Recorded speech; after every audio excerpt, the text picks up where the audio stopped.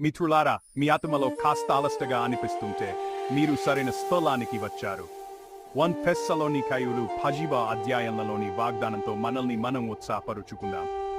తెస్సలోనికయులు 2:8 ఇలా చెబుతోంది: సహోదరులారా, మీ మధ్య కష్టపడి పనిచేసే వారిని, ప్రభువులో మిమ్మల్ని జాగ్రత్తగా చూసుకునే వారిని, మిమ్మల్ని హెచ్చరించే వారిని గుర్తించమని మేము మిమ్మల్ని కోరుతున్నాము.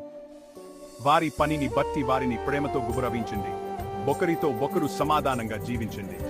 ఎంత అందమైన మాటలు కదూ! విశ్వాసంలో మనల్ని నడిపించే వారిని ప్రశంసించాలని, ఒకరితో ఒకరు సామరస్యంగా జీవించాలని ఈ వాక్యాలు మనకు గుర్తు చేస్తున్నాయి. వారి కృషిని గుర్తించి వారిని ప్రేమతో గౌరవంతో చూడాలని పిలుపునిస్తున్నాయి. ఈ రోజు మనల్ని ఉన్నత శక్తికి తీసుకెళ్లే వారికి కృతజ్ఞతలు తెలుపుకుందాం.